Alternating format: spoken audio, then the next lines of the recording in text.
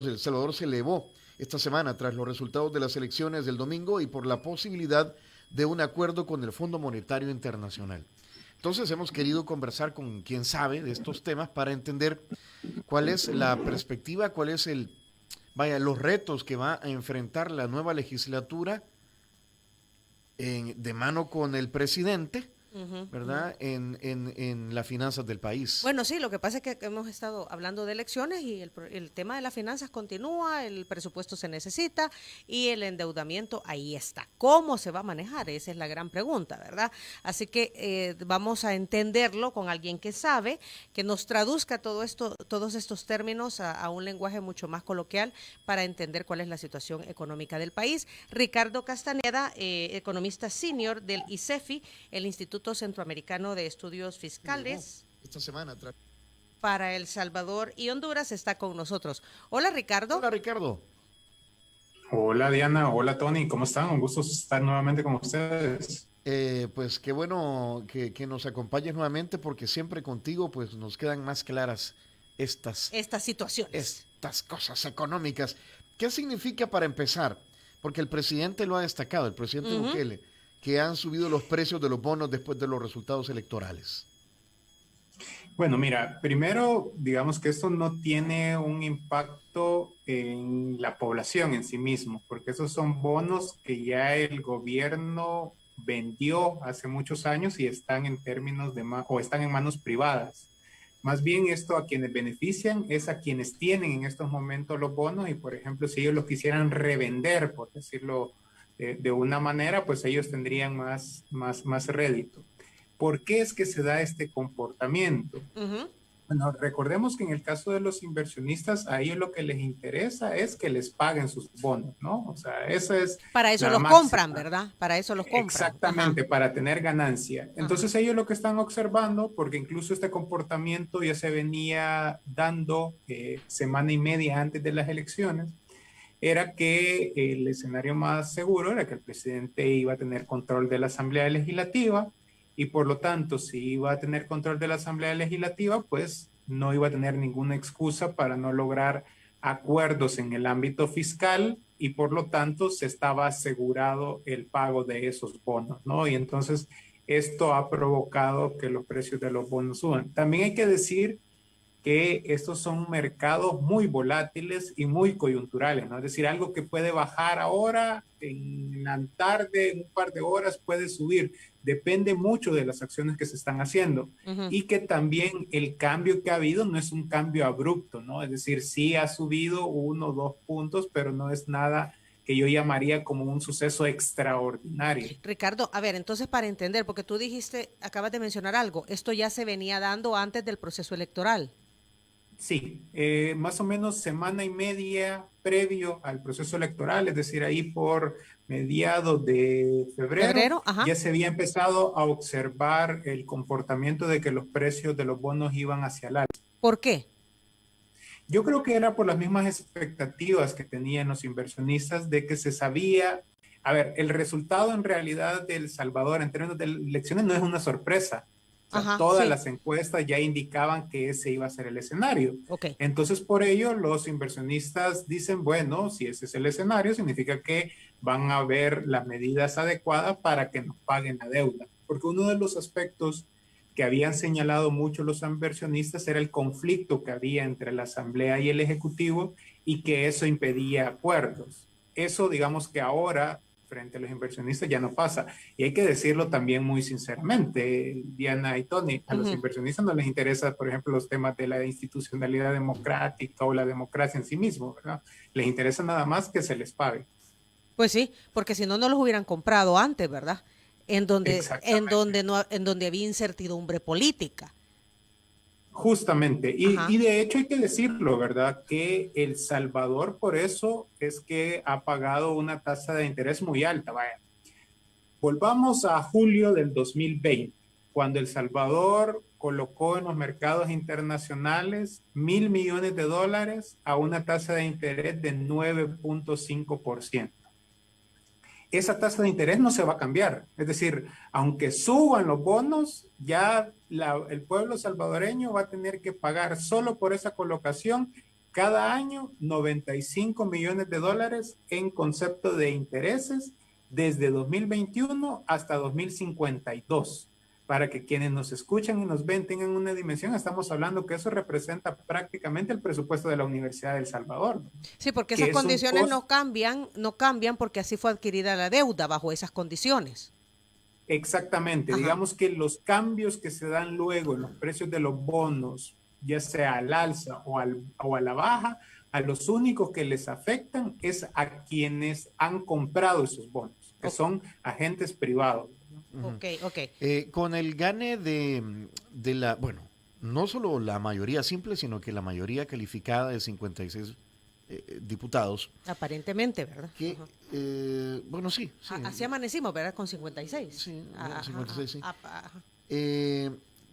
¿Qué valor, o sea, estos organismos internacionales, el Banco Mundial, el Fondo Monetario Internacional, valora la ausencia de bloqueo legislativo y que ahora el presidente va a tener gobernabilidad? Fíjate que los organismos multilaterales... Sí, ¿me escuchan? Sí. Perfecto. Los organismos multilaterales, ellos sí es diferente, digamos, a los análisis que hacen los inversionistas o los tenedores de los bonos, ¿no? Ellos sí hacen un análisis más global de la situación de un país, ven aspectos de crecimiento económico, ven aspectos más relacionados con el tema sociales, de lucha contra la corrupción y por supuesto el propio tema de la gobernabilidad democrática. Ellos hasta el momento ninguno se ha pronunciado, ¿verdad?, sobre los resultados de las elecciones. Solo una calificadora de riesgo, que es Fitch, el día de ayer publicó un comunicado en el que decía, bueno, en pocas palabras, ¿verdad? Y parafraseando es, bueno, sí van a tener mayoría calificada, pero hasta el momento no sabemos qué medidas van a adoptar con esa medida calificada. Y por lo tanto, si no tenemos claridad sobre la hoja de ruta que va a adoptar el país, pues sigue generando incertidumbre, ¿no? Porque yo creo que un punto importante a señalar es que hasta este momento, públicamente, no se sabe cuáles van a ser las medidas que va a adoptar el gobierno en el ámbito económico. Sí sé y estoy seguro que va a tener que adoptar medidas, porque la situación es muy crítica. Les pongo un ejemplo así rápido. En este marzo, se tienen que pagar 400 millones de dólares en letes que se vencen. Eso no está en el presupuesto, ese vencimiento de los 400 millones de dólares. ¿Cómo se va a pagar?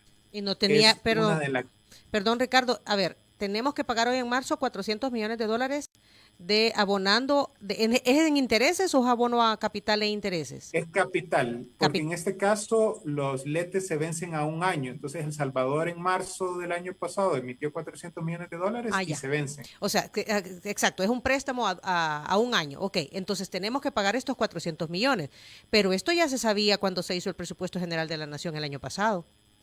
Por supuesto, nosotros desde el ICEFI, una de las grandes advertencias que hicimos es que en 2021, entre letes y CETES, se vencen más de 2.000 millones de dólares. ¿Saben cuánto quedó en el presupuesto del pago a capital de letes y CETES? Ajá. 0.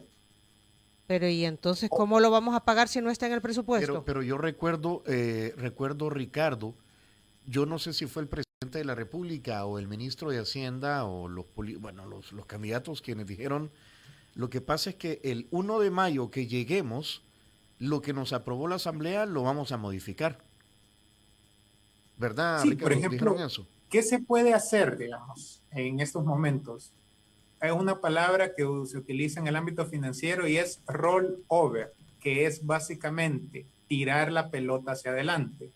Es decir, la deuda que se te vencía ya, hacerla que se te venza en el mediano plazo, pasar una deuda de corto plazo a una deuda de largo plazo. Entonces, por ejemplo, tú emites bonos, con esos bonos que se te van a vencer en 30 años, pagas la deuda que se te vencía en estos momentos. Sin embargo, en marzo, en la Asamblea Legislativa, el presidente no tiene mayoría, ¿verdad? O sea que ahorita no puede hacer rollover. Tiene que esperarse hasta mayo. ¿Qué puede hacer? Emitir otros letes o otros setes para pagar los que se vencen. Pero eso va a depender de si porque en este caso quienes compran letes y setes son los bancos privados de El Salvador. A nivel local. Entonces, si ellos están dispuestos a adquirir, va a ser una negociación fuerte, y yo hasta este momento, por ejemplo, no he escuchado mayor atención de parte de las autoridades de Hacienda, porque me parece que es un punto muy relevante, ¿verdad? Y eso estamos hablando del corto plazo, pero esto hay que sumarle que la Sala de lo Constitucional ya dijo que hay que pagar el FODES retrasado del año pasado, que estamos hablando de casi otros 380 millones de dólares, que eso nuevamente no está incorporado en el presupuesto del año 2021. Es decir, que El Salvador en esos momentos tiene un problema de liquidez muy fuerte, porque tiene un conjunto de compromisos y obligaciones que tiene que pagar, pero no tiene los ingresos para hacerlo. Por ello es que yo estoy seguro que se van a adoptar medidas. Lo que, insisto, todavía ni yo ni la ciudadanía en su conjunto sabe es cuáles medidas van a adoptarse. Desde los inversionistas esperan mucho un acuerdo con el Fondo Monetario Internacional, ¿no? Que es, digamos, como el camino o la opción más lógica. ¿Por qué? Porque ahí el gobierno negocia con el Fondo Monetario Internacional, se ponen de acuerdo sobre las medidas que van a adoptarse y, por ejemplo, el 1 de mayo con la nueva legislatura, pues se aprueba lo que nosotros... Los acuerdos que se tuvieron. Sí, y los economistas llamamos a eso el paquetazo fiscal, ¿verdad? Es decir, sin mayor discusión, sin mayor debate, se tienen los votos en la Asamblea Legislativa y se pasa. Pero aquí, para mí, entra un punto muy importante. Y es que hasta ahora la administración gubernamental, digamos que ha querido quedar bien con todos los sectores, pero ha llegado el momento de tomar decisiones en las cuales con un sector va a quedar mal. Porque la gran pregunta que tendrá que responder, y hoy sí no lo podrá evadir, es quién va a asumir las facturas de estas crisis. Ok, una pregunta entonces, Ricardo. A ver, entre FODES y estas letes y CETES, estamos hablando casi de 800 millones de dólares. Bueno, si sumamos todos los letes y CETES que se vencen en 2021, más el FODES atrasado, más el retraso en el pago de proveedores, estaríamos hablando casi de 2.700 millones de dólares. Ok, de los cuales en marzo, permítame que trague. Tienen 400 millones. Ajá, de los cuales en marzo son 400 más el FODES, porque el FODES hay que pagarlo si ya hay cuánto atraso tiene. 9 meses. Ajá, y la sala de lo adicionalmente, ahí ya la Sala de lo Constitucional, ¿verdad? Ha sido contundente de que eso se debe de pagar cuanto antes. Yo incluso ahí supongo que de no hacerse en el muy corto plazo, incluso pueden haber algún otro tipo de repercusiones más de carácter penal. Resolución de seguimiento puede haber de parte de la Sala de lo Constitucional. Exactamente. Por ejemplo, ok, entonces por decirte algo, 800 millones de dólares que yo no los puedo dilatar, entonces hay posibilidades, por decirte algo, pregunto, Ricardo, que yo le diga a quien le debo esos 400 millones, miren, no le voy a pagar en marzo, le voy a pagar en mayo o en junio, porque yo ya voy a tener a la Asamblea Legislativa trabajando en conjunto conmigo, voy a poder adquirir la deuda para poderle pagar. ¿Se podría atrasar ese pago? Sí se podría, pero necesitas el aval de las personas a las que tú le has prestado, porque al final de cuentas estos son contratos, ¿verdad? Documentos. Y en caso sea de manera unilateral, lo que sucedería es que El Salvador caería en impago, lo que se conoce como default. Y este tipo de aspectos no se han conversado. Yo por eso señalaba previo al proceso electoral que a El Salvador debería de dársele un reconocimiento, ¿verdad?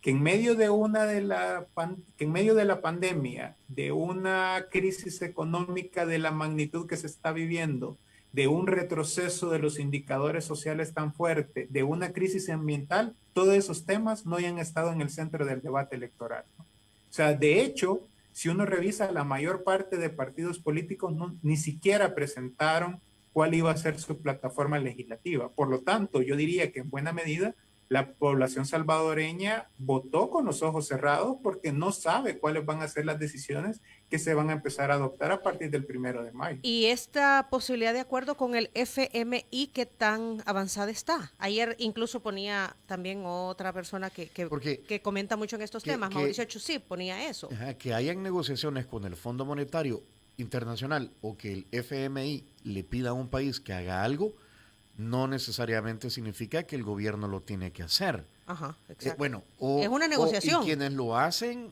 bueno, Costa Rica lo acaba de hacer. Echó para atrás con un tema de pensiones, era, o no me acuerdo. De deuda, no, sí. Hace poco, hace un par de meses. Pero ahorita le acaban de aprobar. Una reforma fiscal en Costa Rica.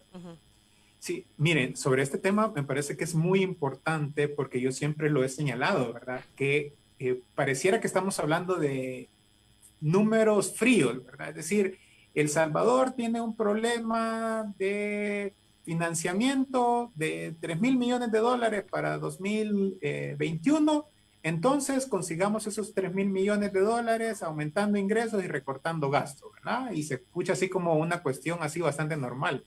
Pero es que las medidas que tú adoptes para conseguir esos recursos tienen impacto en el bienestar de las personas. Por ejemplo, y aquí lo voy a decir, el gobierno ha estado negociando desde el año pasado un acuerdo con el Fondo Monetario Internacional. En su momento, cuando estaba el entonces ministro de Hacienda, Nelson Fuente, ya estaba muy avanzado ese acuerdo. Sin embargo, con la nueva administración prácticamente ha estado en stand-by, pero las conversaciones han seguido. Es decir, que ese posiblemente sea uno de los caminos, ¿verdad? Ahora, ¿qué es lo que pasa? Estamos hablando que es una negociación con el Fondo Monetario Internacional. Es decir, que si tú quieres negociar, tú tienes que llevar una propuesta sobre cuáles van a ser las medidas que vas a adoptar. Y el problema es que El Salvador ha estado negociando, pero sin una hoja de ruta concreta sobre cuáles van a ser las opciones que se van a tener. Desde el Fondo Monetario Internacional, digamos que ahora están más flexibles para escuchar, ¿no? Ellos dicen, mire, a mí lo que me interesa es que usted llegue a este resultado y yo le propongo esta hoja de ruta. Pero si usted cree que puede llegar al mismo destino tomando otras vías alternas, dígamelo y hágamelo saber y negociemos. Y yo creo que una de las grandes carencias que tiene El Salvador es que hasta este día no cuenta ni con un plan de gobierno, no cuenta con un plan anticrisis y adicionalmente hay un documento que es técnico, que usualmente no se le presta atención frente a la ciudadanía, que se llama Marco Fiscal de Mediano Plazo, que lo que te establece es cuál va a ser la hoja de ruta de cómo se va a ir estabilizando las finanzas públicas. Ese documento el año pasado no se presentó. Todos los años se tiene que presentar ese documento y el año pasado no se presentó. Entonces, por lo tanto, no sabemos. Marco fiscal de corto plazo. Mediano plazo. De mediano plazo. Es de mediano plazo. Marco que generalmente, por ejemplo, el último que teníamos era de 2019 a 2030, que te dice, bueno, en la próxima década, así es como queremos llevar, ¿verdad? Pero obviamente por el marco de la pandemia, todo cambió y era muy importante tener ese documento, sin embargo, no existe. O sea que Fondo Dale, Ricardo, dale. El Fondo Monetario Internacional en 2020 le prestó a El Salvador 389 millones de dólares. Por el tipo de instrumento, es decir, el Fondo Monetario Internacional tiene un portafolio de crédito con distinto financiamiento, ¿no? Es como que ustedes cuando van al banco, ¿verdad? Tienen crédito para vivienda, crédito para consumo personal, etcétera. Entonces, el mecanismo que accedió a El Salvador el año pasado se le llama de financiamiento de respuesta rápida, en el cual, dada la situación que vivía El Salvador, se le prestaron 389 millones de dólares sin condiciones. Sin embargo, cuando se aprobó ese endeudamiento, el Fondo Monetario Internacional publicó un documento en el cual establecía cuáles deberían de ser las recomendaciones y las medidas que El Salvador adoptara. Digamos que eso nos pudiera dar como un parámetro de cuáles pudieran ser algunas de las cosas que el Fondo Monetario Internacional ponga en la mesa de negociación. Entre las medidas estaba, uno, un monotributo. es decir, un impuesto al sector informal. También estaba un impuesto al patrimonio. Adicionalmente, en ese momento se había recomendado aumentar los impuestos selectivos a los combustibles y también el establecimiento de factura electrónica como un mecanismo para la reducción de la evasión. Por el lado del gasto público, estaban ellos hablando de reducir la masa salarial a través, por ejemplo, de jubilaciones anticipadas de las personas que trabajan en este momento en la administración pública y también reformas en los procesos de compras y contrataciones. Es decir, si supongamos que ese es el escenario que se está negociando con el acuerdo del Fondo Monetario Internacional, como les decía, ahora el gobierno sí que va a quedar mal con unos sectores. Imaginémonos, por ejemplo, que decide el monotributo. Significaría que eso va a tener repercusiones en el sector informal, ¿no? Por eso nosotros desde el ICETI hemos insistido, cualquier cambio que se haga en la política fiscal debe de ser producto de un acuerdo entre los distintos sectores, porque ya hemos conocido nosotros la experiencia de otros países que cuando se toman decisiones unilaterales, lo que se pone en riesgo es la propia gobernabilidad democrática. No nos vayamos muy lejos con lo que pasó en Costa Rica el año pasado, cuando el gobierno había negociado con el Fondo Monetario Internacional un programa de ajuste y la ciudadanía se manifestó en las calles, hubo cierres, tomas de carreteras, etcétera, por muchos días en contra de ese acuerdo. Y yo sí quisiera destacar sobre este apartado que si bien es cierto, no tenemos un plan de gobierno, no tenemos un plan anticrisis, ni incluso un marco fiscal de mediano plazo, sí existe un documento que fue el que el presidente Bukele ofreció a la ciudadanía en campaña, que es el famoso Plan Cuscatlán. En ese Plan Cuscatlán, el presidente Bukele ofreció el pacto fiscal como política de Estado. Entonces, ahora no tendrá ninguna excusa para no cumplir con lo que ofreció en ese Plan Cuscatlán. ¿Y qué incluía el pacto fiscal?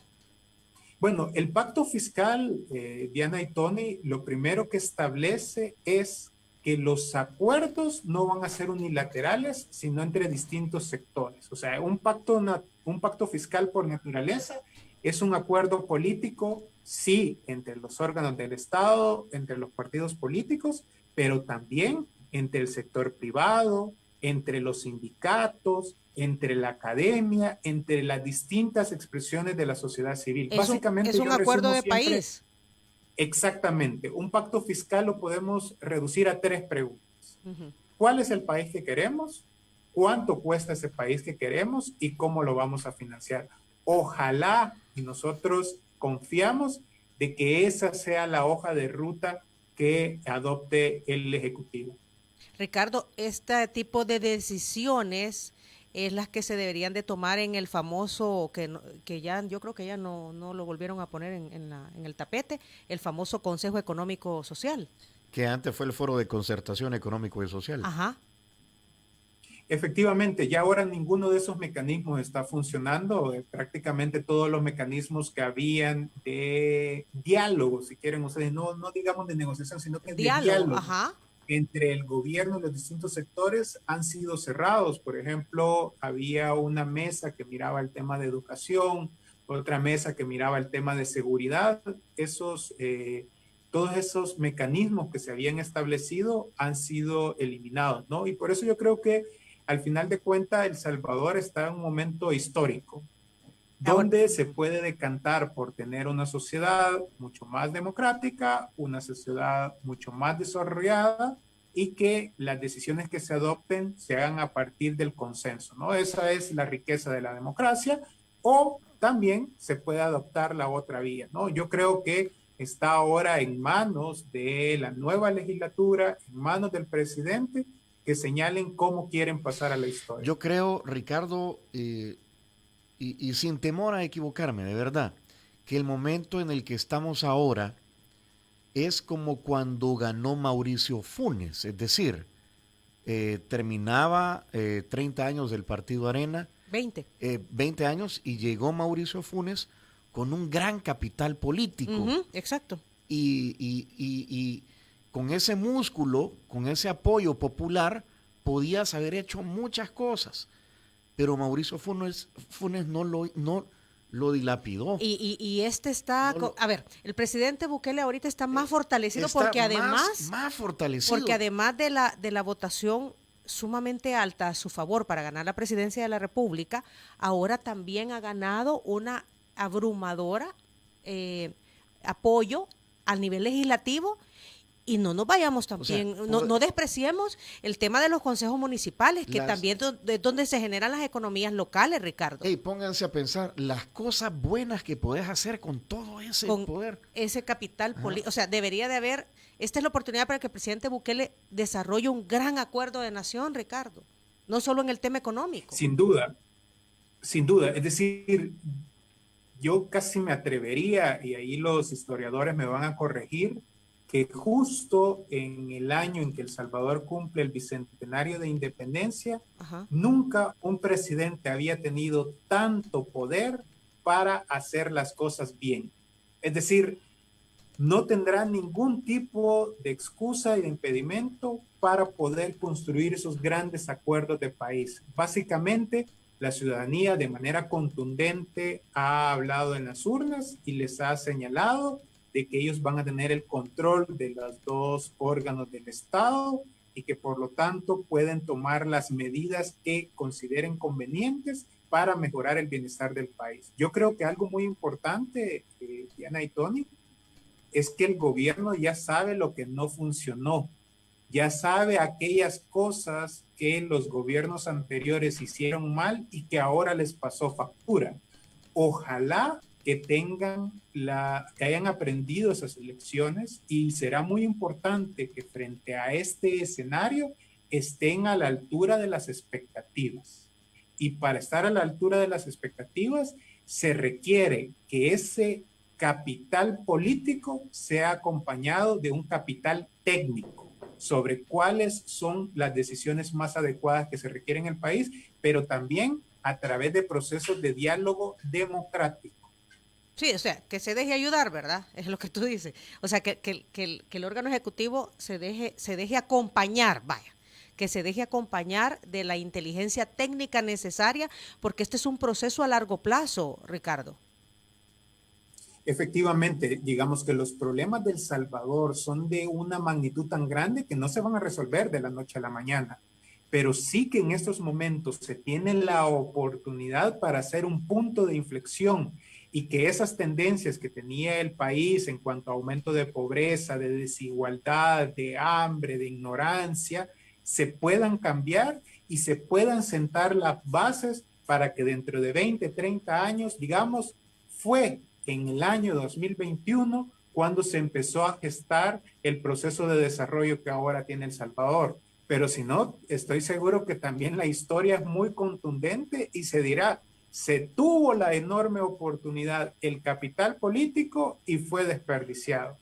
¿Qué es lo que le pasó a Mauricio Funes? O sea, políticamente hablando, ¿y con quién lo hablábamos el otro día, Tony? Yo lo llamo desperdicio de oportunidad histórica. Lo que tuvo el presidente Funes, exacto. A ver, no me acuerdo con quién lo hablábamos, Ricardo, de las entrevistas que hemos hecho, que decía, es que hemos llegado a un punto de inflexión único en la historia de la política salvadoreña, sin precedentes, ¿verdad? Y esperaríamos que ese punto de inflexión obviamente nos lleve para arriba. Aquí pregunta alguien, y quiero enlazar esta pregunta con lo siguiente, Ricardo, dice, pregúntele al invitado, dice el número 7598, si con la mayoría en la Asamblea Legislativa y teniendo 2 de los 3 poderes del Estado o de los órganos del Estado, las calificadoras de riesgo nos pondrán mejor nota.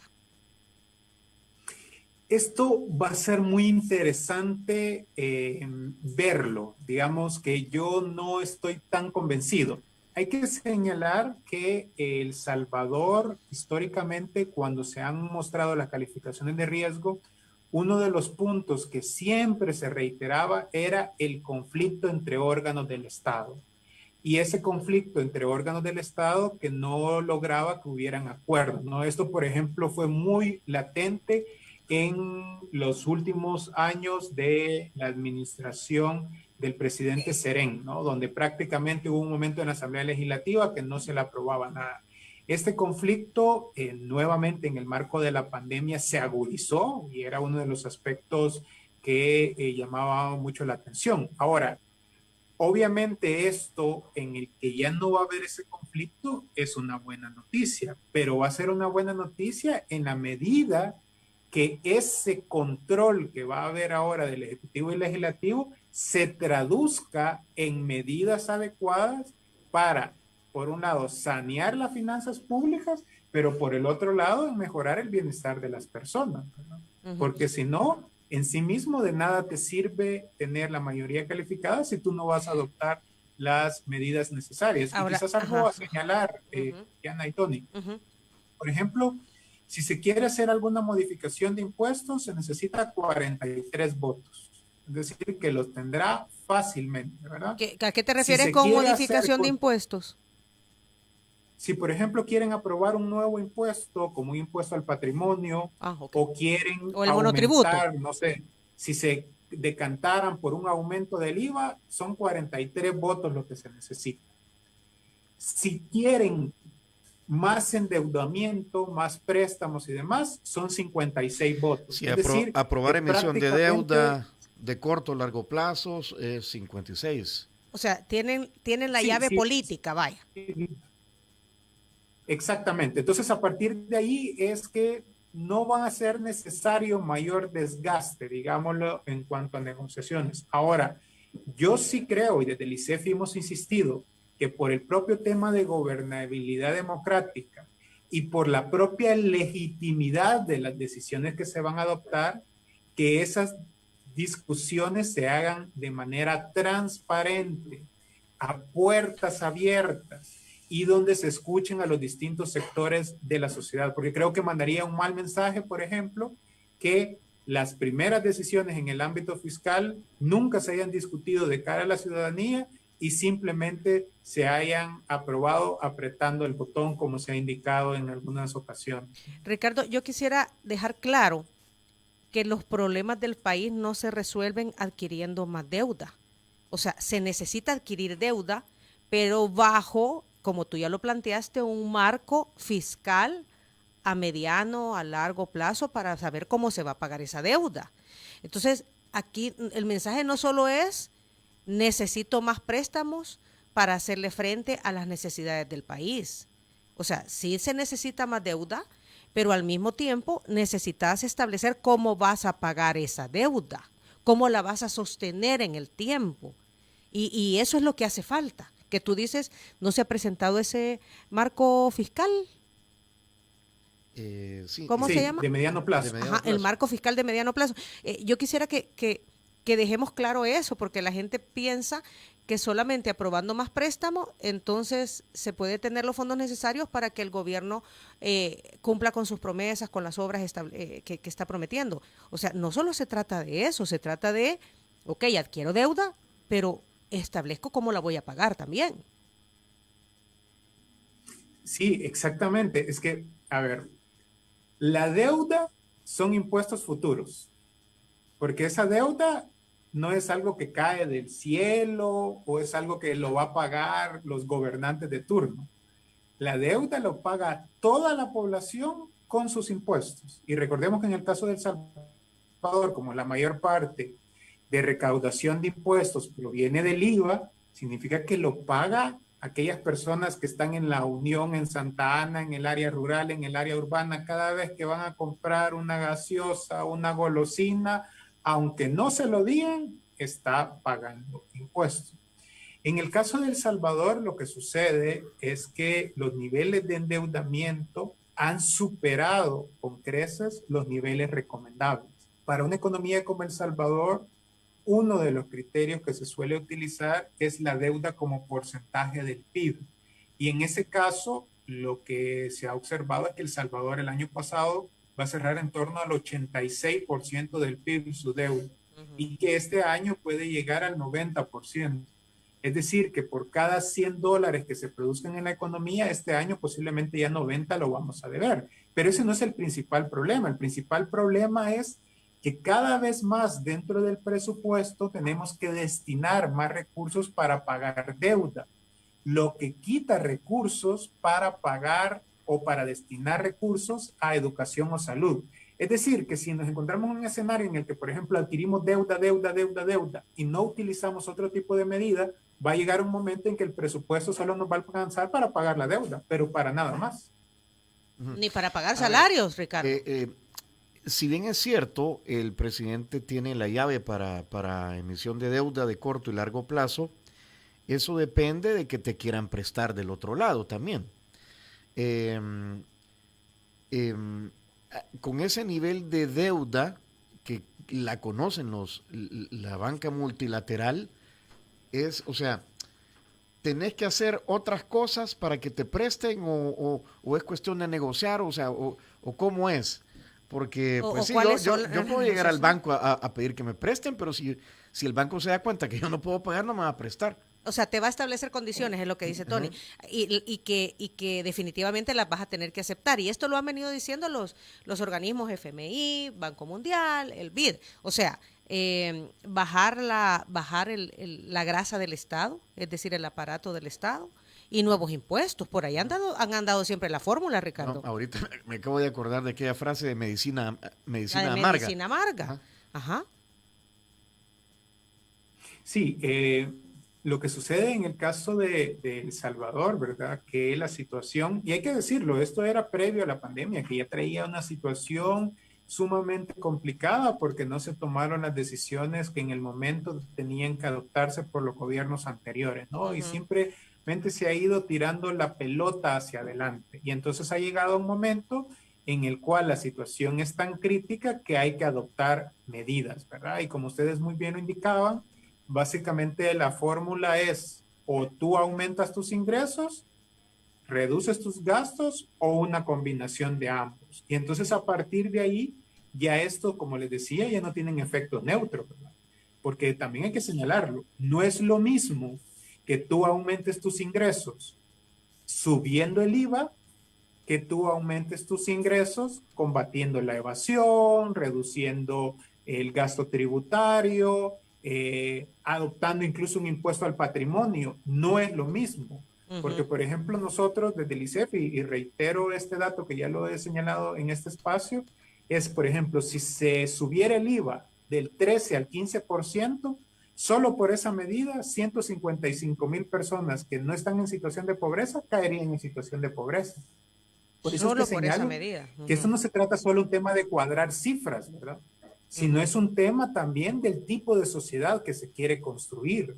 O sea, queremos construir una sociedad en la cual todos los niños y niñas tengan acceso a la educación, que todas las personas tengan salud, que haya seguridad. Bueno, eso tiene un costo y hay que preguntarnos quiénes van a asumir ese costo. Hasta ahora, los costos de la crisis, por la forma como está diseñado el sistema tributario, lo terminan asumiendo principalmente las personas más pobres, ¿verdad? Por eso yo creo que existe esa enorme oportunidad para poder empezar a resolver esos problemas históricos que El Salvador ha tenido. Aquí dice Daniel desde Houston, hay que meter preso a los ladrones, no se les olvide que queremos que paguen. No, eso, el que haya robado, que lo metan preso, pues. Y que devuelva lo robado. Y que devuelva lo robado. Ah, exacto. Es que eso, pues sí. Ajá.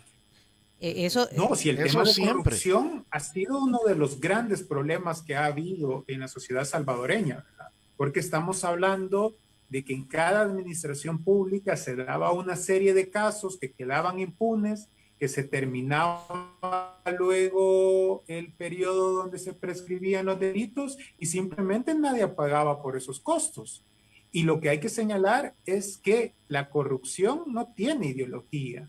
Y lo que se ha demostrado, la historia, no solo de El Salvador, sino del resto de países, es que cuando tú tienes una institucionalidad débil, cuando no hay información pública, cuando no existen espacios de participación ciudadana, entonces es que aparecen los casos de corrupción. Por eso es que yo también esperaría que ahora que no va a haber oposición en la Asamblea Legislativa, que uno de sus roles es precisamente fiscalizar a las instituciones públicas, que desde el Ejecutivo se hagan cambios a la manera como se habían venido manejando la información pública.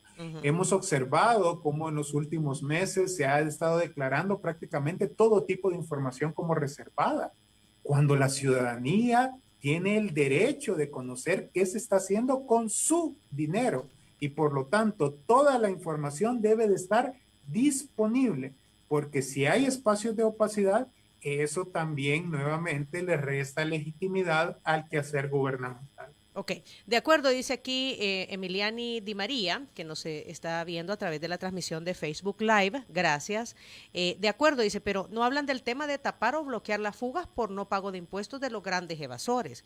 ¿Algún comentario? No, sin duda. De hecho, nosotros desde el ICEFI, desde hace muchos años, hemos venido insistiendo que en el caso de El Salvador se requiere una política integral de combate a la evasión.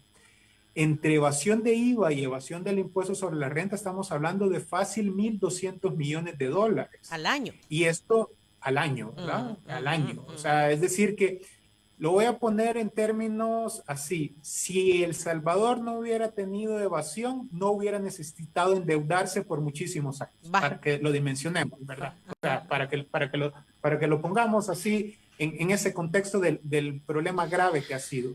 Lo que pasa es que para combatir la evasión, tú necesitas, por un lado, reformar el marco legal. Y aquí voy a utilizar algunos términos un poco técnicos que los voy a intentar explicar.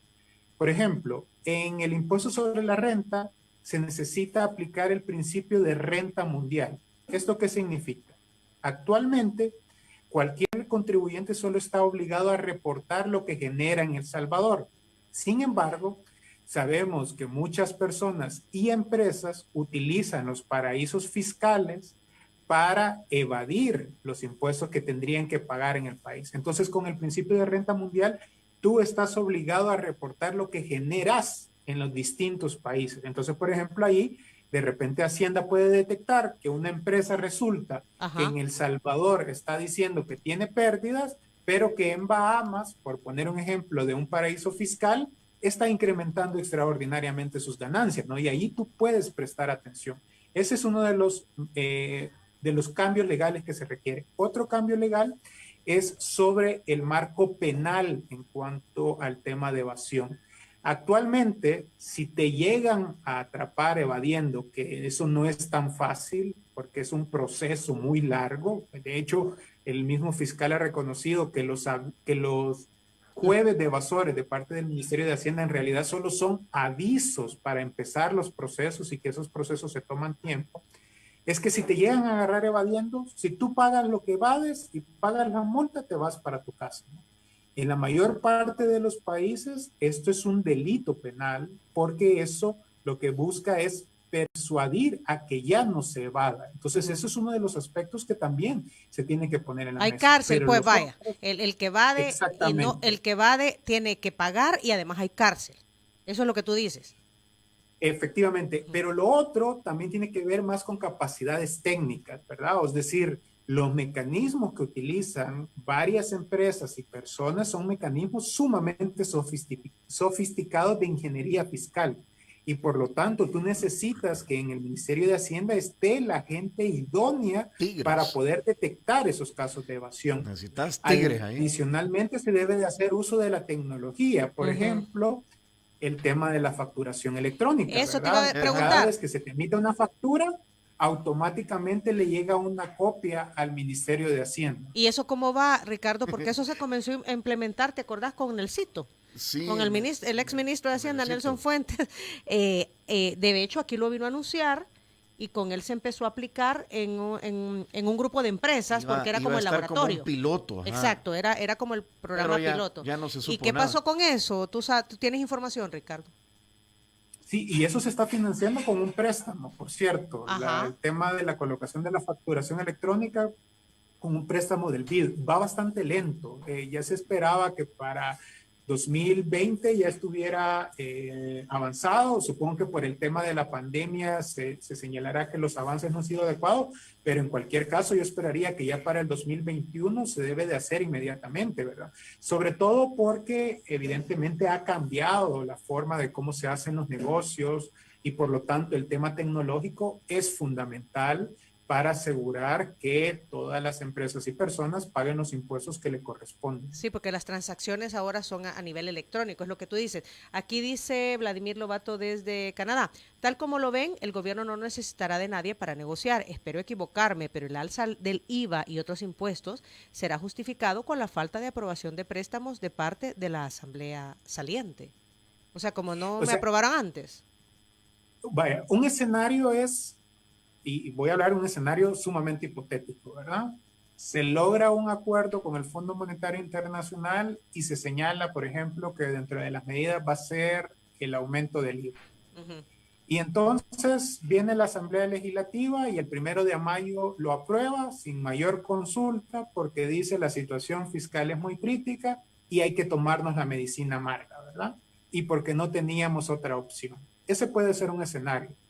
Si ese fuera el escenario donde se diga no tenemos otra opción, es mentira. Opciones hay. En el caso de El Salvador, opciones hay para que antes de aumentar el IVA se adopten otro tipo de medidas. Es decir, técnicamente yo se los puedo demostrar. Aquí lo importante será el tema político. Al final de cuentas, cuando estamos hablando de la política fiscal, estamos hablando de la más política de todas las políticas. Aquí donde se establece quiénes pagan impuestos y en cuánto lo hacen, pero también donde se establecen quiénes no van a pagar impuestos, donde se establece quiénes se van a beneficiar del gasto público y quiénes no se van a beneficiar del gasto público. Por eso es que el gobierno ahora tendrá que demostrar con hechos en el ámbito fiscal para quiénes va a gobernar. Me quedo con esa frase, Ricardo. O sea, esa frase última, no necesariamente aumentar el IVA es la única opción que tiene el gobierno, entonces para incrementar yo creo que le llegue el dinero. Yo creo que lo saben. Ya lo han dicho ustedes antes. Sí, lo hemos insistido y por cierto, por ejemplo, Funde también ha publicado estudios donde muestra que incluso un aumento del IVA tiene un impacto negativo en el crecimiento económico, ¿no? Porque al final de cuentas en El Salvador la mayor parte del crecimiento económico se da vía consumo. Significa que si tú aumentas el IVA, quitas la capacidad de consumo de la mayor parte de las familias y por lo tanto eso tiene un efecto contrario en el crecimiento económico. Sí, porque me va a alcanzar menos el dinero, porque tengo que pagar más impuestos. Exactamente. Ajá. Mira, aquí hay otro tema, es que de esto hay tanto que hablar que se nos va a quedar corta la entrevista. Dice Francisco de Jesús Méndez, ¿creen que una de las salidas para pagar la deuda en estos momentos sería la de tomar el fondo de pensiones y prometer que el gobierno sería responsable de pagar esas pensiones después? Yo creo que ahora se abren otros escenarios, ¿verdad? Vaya.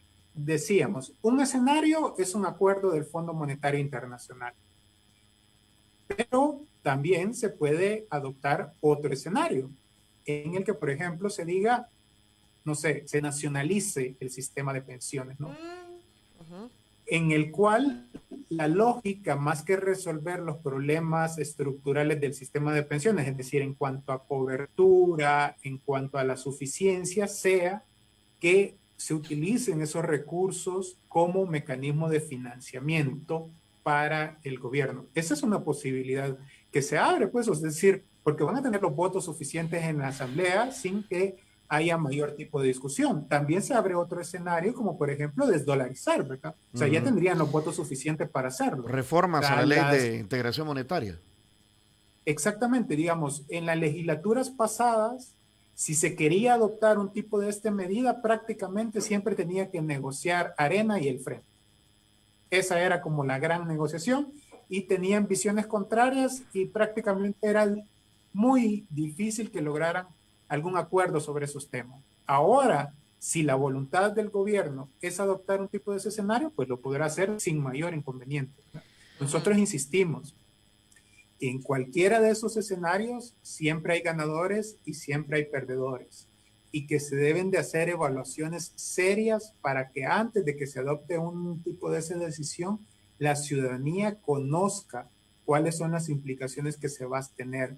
Porque algo que ha pasado en las políticas públicas es la visión cortoplacista, es decir, resolver el ya sin poner en el tapete las implicaciones en el mediano y largo plazo. Las decisiones que se adopten ahora, quienes la van a pagar son las futuras generaciones, y eso es muy importante también tenerlo presente, ¿verdad? Somos todos, ¿verdad, Ricardo? O sea, es que sí, eso... en una lógica de desarrollo tú tienes que pensar en las implicaciones actuales, pero también en las implicaciones futuras. Si Nuevas Ideas quiere tener un segundo periodo presidencial, que creo que es lo que desean, claro, ¿verdad? Es la perspectiva, ¿no? Vuelvo al tema de las oportunidades históricas. Es no tirar la pelota para adelante para el que venga después, sino que ir arreglando poco a poco la casa. Pues. Ayer, rapidito, pues, son 8:56. Ayer la Superintendencia del Sistema Financiero a través de Twitter decía que los depósitos del sistema financiero muestran un incremento interanual del 11.5%, manteniéndose la confianza de los usuarios en la banca del país. ¿Cómo entendemos esto, Ricardo? Sí, fíjense que el sistema bancario de El Salvador en los indicadores son muy saludables, ¿verdad? Por un lado, creo que lo que ayudó a El Salvador es que las remesas, lejos de caer como se esperaban, por ejemplo, en abril del año 2020, uno de los escenarios más probables que era las remesas iban a caer en torno al 20%, pero los datos muestran que en diciembre, ya cuando se cierra el año 2020, incluso las remesas se aumentó.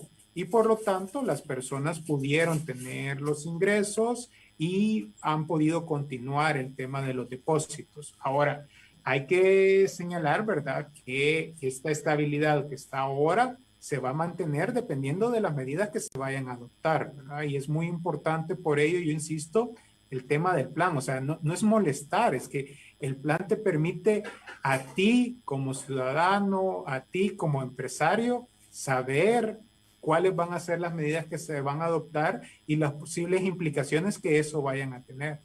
Pero cualquier medida nos va a afectar a todos al final del día, Ricardo, una u otra. No necesariamente, es decir, hay algunas medidas que van a afectar a unos grupos en particular. Hay otras medidas que las consecuencias las va a tener que pagar toda la población. Por eso yo he reiterado que las medidas no son neutras, ¿verdad? Es decir, incluso no es lo mismo cómo le va a afectar a un hombre que a una mujer. No es lo mismo cómo le va a afectar a una persona que vive en el área rural que vive en el área urbana. Y por eso es muy importante que todas esas aristas se tomen en cuenta. Realmente, hacer política pública no es nada sencillo. Hacer política pública requiere de conocimiento, requiere de capacidad y requiere, en este caso, de músculo político. El músculo político ya se tiene.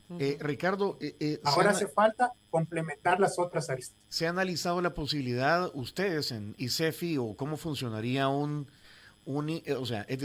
IVA escalonado? Porque incluso se ha hablado de quitar el IVA a productos de la canasta básica, pero aumentar de 13 a 15, por ejemplo, para artículos suntuarios, para compras de artículos licores, creo que también he oído. Sí, entonces eso tiene impacto en, digamos, lo han analizado y cuánto podría recaudarse a través de ese impuesto. Ajá, ¿cómo podría ser eso? Y fíjense que es muy importante esa pregunta que tú haces, Tony, porque me permite ejemplificar la complejidad de este tipo de decisiones. Por ejemplo, si se señalara que se va a quitar el IVA a las medicinas, ¿verdad? En principio, alguien diría, esto va a beneficiar a toda la población. Pero resulta que en realidad esto beneficia más a las personas que tienen más ingreso y beneficia menos a las personas que tienen menos ingreso. Es decir, que sería una medida regresiva. Alguien puede decir, ¿y esto por qué es?